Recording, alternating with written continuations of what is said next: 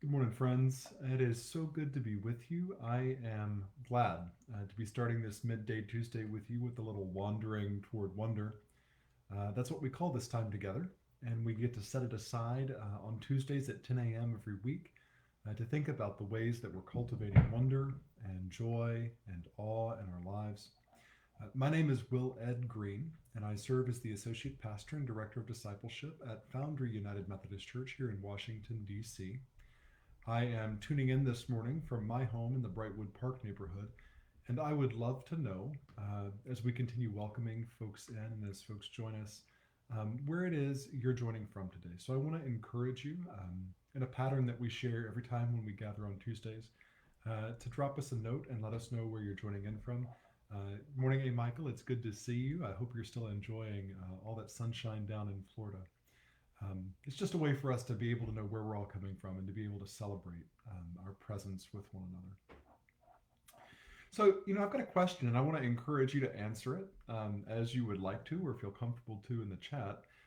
Did you have a favorite book in childhood?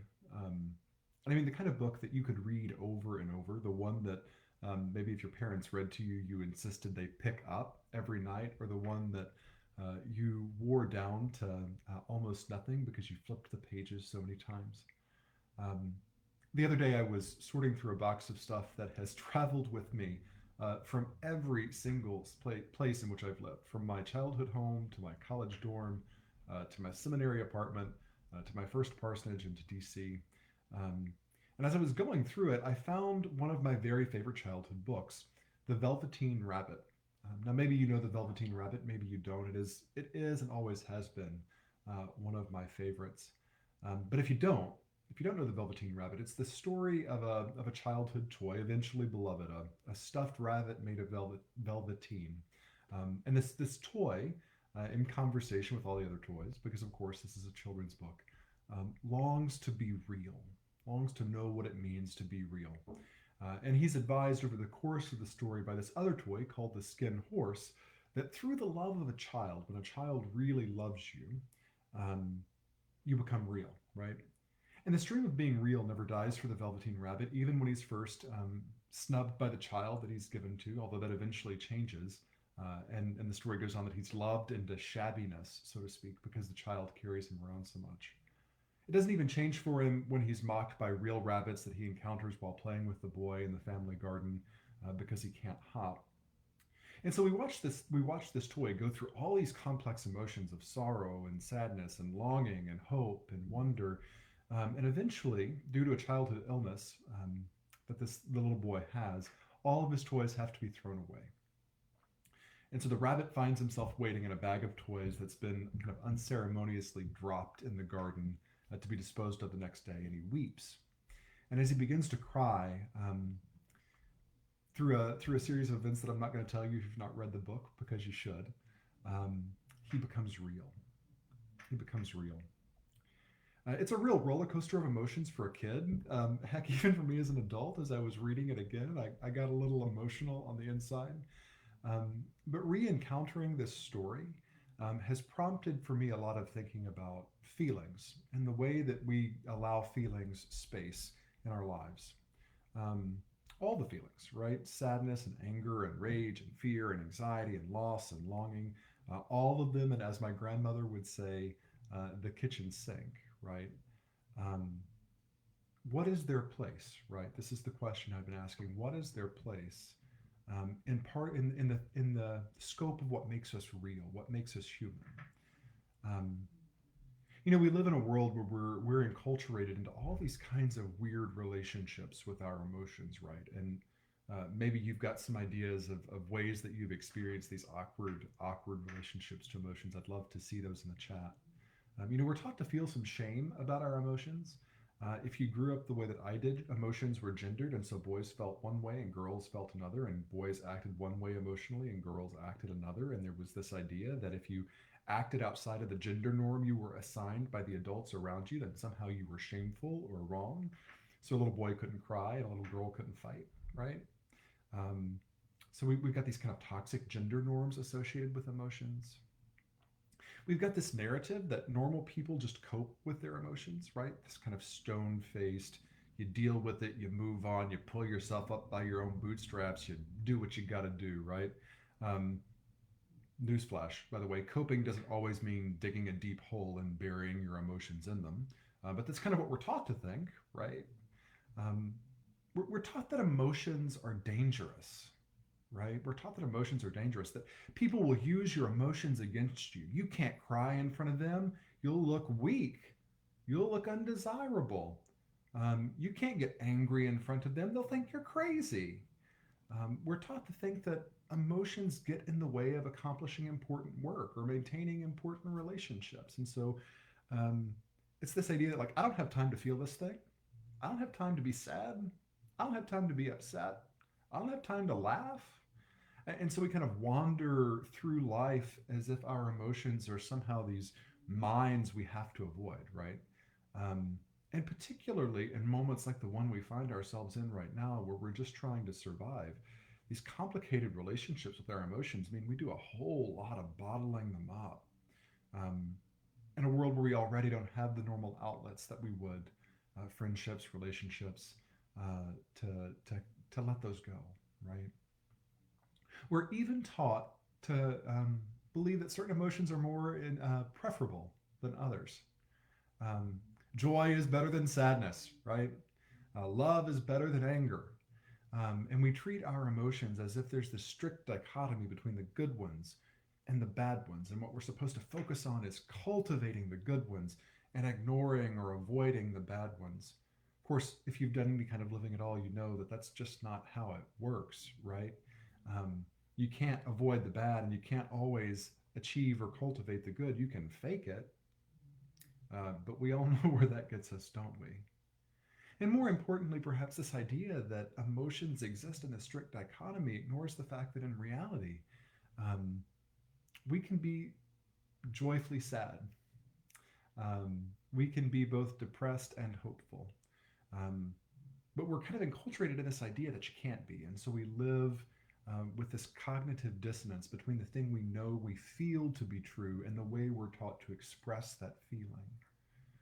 Um, our humanity in all of this, and this is what struck me about the Velveteen Rabbit, right, can be defined by our ability to mitigate or manage emotions as opposed to authentically feeling it. So while we think perhaps we're being real by managing our relationships and all these and our emotions in all these weird ways, what we're actually doing is moving away from realness and toward this kind of curated emotional self that denies what it is we're really feeling. And eventually, what happens, right? There are three or four things that can happen. We find ourselves reaching a place where we're so exhausted from trying to manage what's real, to present the kind of false reality that we're taught we have to, that we suddenly need to just withdraw. We get so exhausted and so overwhelmed and so overworked that we just have to walk away. And so we suddenly withdraw from relationships with persons or organizations that make us confront those really conflicted um, relationships we have with our emotions, right? We withdraw or we run away when we're made to admit that maybe we're not the happy-go-lucky person we always want to say that we are. Or maybe we're holding on to something that we need to name so that we can grow more deeply. We have a tendency in all this as we're managing these things to build walls and to build these kind of really strong emotional walls that we expect others to be able to expertly climb over in order to be in relationship with us, right? They have to earn our authenticity, and we're taught that's being real, right? That we expect other people to always be able to climb the walls that we build and are constantly building as we manage these relationships we have with our emotions. We find ways, and this is one of the things that I know that I can do um, to overcompensate in other areas when we don't want to confront the conflicting relationships we have with our emotions. And so we throw ourselves into work, or we throw ourselves into a volunteer activity, or maybe we even throw ourselves into a friendship or a romantic relationship so that we can tamp down and ignore the emotions we don't want to feel. Because those other things become an outlet for us to maintain that false sense of reality that's devoid or divorced from the reality of our emotions. And at its very worst, right? Like at its core, what begins to happen for us is that we begin to forget how to feel our feelings at all, except for those moments when they kind of erupt out of us, and whether we mean for them to or not, harm the people around us, um, or or at least, if nothing else, we become so devoid of being able to feel the real feels, um, that the color and wonder of life is lessened. There's this way in which all the beauty that is accessible to us in our relationships and in our world gets lost because we're so busy managing all this stuff and trying to put up this front and trying to be real in the way that the world tells us to be real, right? And managing our emotions, that we forget what's real for us. We forget how to feel. What's so strange in all of this, in my mind, is that in a world and in a culture where we're told not to be defined by our emotions, that they aren't what make us who we are, so many people spend so much of their lives focused on managing them that, in fact, we become defined by the emotions we don't want to admit we have. We become defined by the work of not feeling the feels we feel. And this is where I think the Velveteen Rabbit has been and continues to be helpful for me as I confront my own like complicated relationships with feeling the feels, particularly these days when so much of the world feels, at least for me, on fire all of the time. Right? Um, the Velveteen Rabbit reminds us that it is love, um, for those of us who are Christians, God's love that makes us real. Much like the boy's love makes the rabbit real, God's love makes us real. We are loved into being by God. And our feelings are a gift of that reality, a gift and a part of that experience. The gospel makes this very clear.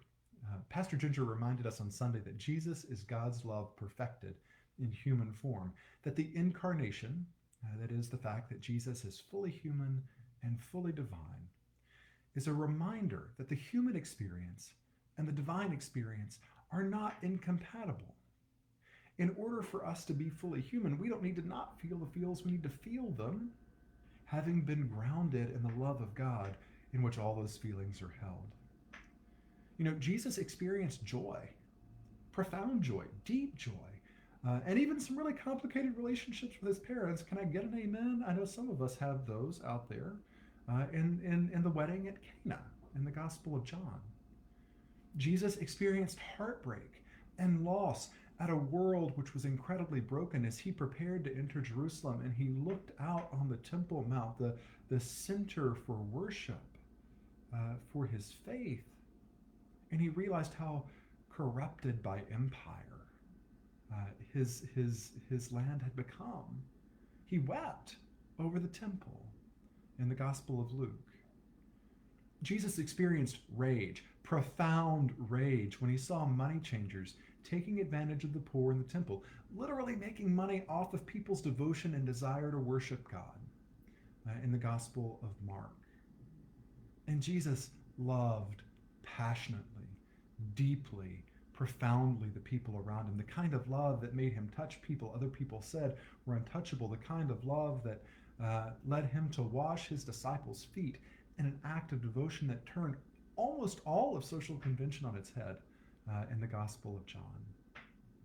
And I believe that what Jesus is showing us in all of these actions, what Scripture is inviting us to remember, is that our emotions, our feelings about our world, about ourselves, about the people around us, and all their complexity are not only a part of the human experience that God understands and accepts and is present with us in, they are, in fact, part of that experience which is sacred. Our emotions are sacred. They reveal deep truths about who we are and who God is and where we are and where we need God to be and where God is moving in our lives. What defines us, what makes us really real, is not our ability to somehow master and manipulate our emotions into some socially acceptable construct for the world around us, or to make them out into whatever ways we're taught them are most appropriate. What makes us real, what makes us real is our knowledge that all of who we are, the ragey bits and the weepy bits and the awestruck bits and the joy-filled bits, all of that God, the creator of the world, has called beloved, just like we remembered in worship last week. And that work of reintegrating emotion and feeling into our lives and into our relationship with God is hard work. So much of it is letting go of all that emotion baggage we're given. But when we live that kind of integrated life in which we are unafraid of our feelings and unafraid to understand that God is present with us in them, and we trust that they speak to deep truths about us and about the world, life, and the promise of our belovedness, right? Which we can pay a lot of lip service to. Those things that promise takes on a new richness, a new realness that's worth the work. I've talked with a lot of folk over the last week and a half. I've done a lot of my own kind of talking to myself, so to speak, about the week that's just behind us and the week that we're anticipating, about the year that's behind us and the way that this one has started. And if you're anything like anybody I've talked to, and if you're anything like me, you're probably feeling 50 different kinds of way a minute. The emotions are rampant and raging and ever-changing. And I have no doubt that as we continue to confront the intersecting pandemics of COVID-19 and racial injustice and white Christian nationalism and white supremacy and white privilege, that there are going to be a lot of those days where the feels are particularly feely still ahead of us. I almost guarantee it. So here's what I want to encourage us to do today. Here's what I want to invite us to do. I want to encourage you to take some time to get familiar with what it feels like to feel again, and to trust your emotions again. Feel your feels. They don't make you weak or a failure or unlovable or unworthy. They don't mean you're crazy, and they don't mean you're out of touch. They mean you're human. And even these days, as they're moving in all kinds of ways around us, all that goes to show is that we're trying to find ways to survive. I want you to remember that when you feel all those complicated and complex emotions that we're taught to ignore, or encouraged to ignore, that you are in good company. Even Jesus wept and raged and felt heartbreak and disappointment and wonder and awe and joy. Even Jesus. And if Jesus can do it, y'all, look, something tells me it's okay for us to too. If you're looking for a way to hold all of those things together, there's a great spiritual practice called the Examen. We encourage people to use it during Advent. We're going to be encouraging it again during Lent. But it's a prayer practice that we received from the Jesuit order that invites us to, at the end of each day, prayerfully pause and reflect on the emotional landscape of the day behind us and consider what those feelings may have to tell us about who we are and where we are in our spiritual journey, about who God is and how God is showing up in our lives, where we need God to be at work in our lives, and who we are in relationship with God. If you're interested in learning more about that prayer practice, we're going to drop a link in the comments section now so that you've got that as gift and resource. I hope you'll use it. And most of all, what I want to encourage you to remember, what I'm encouraging myself to remember, is that through all of these complex emotions, whether you're weepy one minute and you're raging the next, or you're joyous one minute and you're just ready to lay down on the couch and forget it all the next, through the good, the bad, and the messy, God is right there with you. Because the foundation of what makes you who you are, what defines you, your realness, despite the complex emotional journey you may go on in realizing it, is that you are beloved. You are beloved. You are beloved. And God will never, no matter where those emotions may take you, let you go.